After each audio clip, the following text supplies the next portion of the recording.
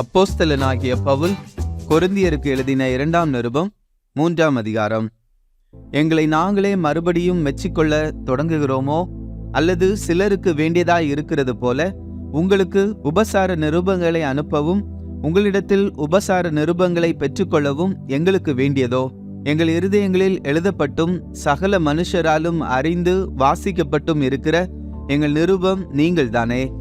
ஏனெனில் நீங்கள் எங்கள் ஊழியத்தினால் உண்டாகிய கிறிஸ்துவின் நிருபமாய் இருக்கிறீர்கள் என்று வெளியரங்கமாய் இருக்கிறது.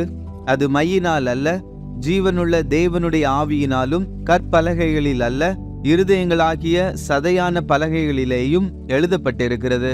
நாங்கள் தேவனுக்கு முன்பாக கிறிஸ்துவின் மூலமாய் இப்படிப்பட்ட நம்பிக்கையை கொண்டிருக்கிறோம்.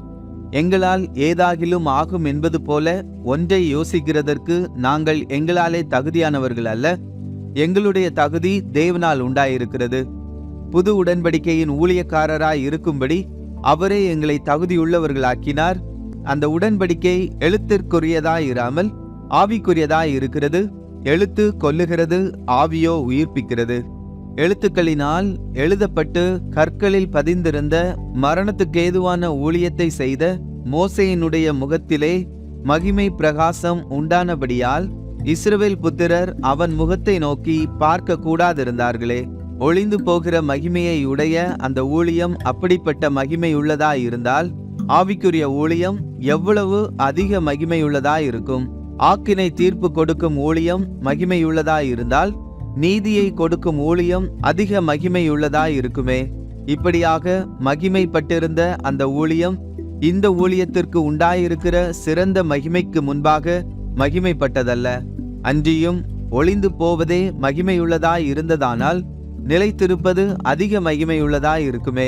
நாங்கள் இப்படிப்பட்ட நம்பிக்கையை உடையவர்களாதலால் மிகவும் தாராளமாய் பேசுகிறோம். மேலும் ஒளிந்து போவதின் முடிவை இஸ்ரவேல் புத்திரர் நோக்கி பாராதபடிக்கு மோசே தன் முகத்தின் மேல் முக்காடு போட்டு கொண்டது போல நாங்கள் போடுகிறதில்லை. அவர்களுடைய மனது கடினப்பட்டது. இந்நாள் வரைக்கும் பழைய ஏற்பாடு வாசிக்கப்படுகையில் அந்த முக்காடு நீங்காமல் இருக்கிறது. அது கிறிஸ்துவினாலே நீக்கப்படுகிறது. மோசேயின் ஆகமங்கள் வாசிக்கப்படும் போது இந்நாள் வரைக்கும் முக்காடு அவர்கள் இருதயத்தின் மேல் இருக்கிறதே. அவர்கள் கர்த்தரிடத்தில் மனம் திரும்பும் போது அந்த முக்காடு எடுபட்டு போகும். கர்த்தரே ஆவியானவர். கர்த்தருடைய ஆவி எங்கேயோ அங்கே விடுதலையும் உண்டு. நாம் எல்லாரும் திறந்த முகமாய் கர்த்தருடைய மகிமையை கண்ணாடியிலே காண்கிறது போல கண்டு ஆவியாய் இருக்கிற கர்த்தரால் அந்த சாயலாகத்தானே மகிமையின் மேல் மகிமையடைந்து மறுரூபப்படுகிறோம்.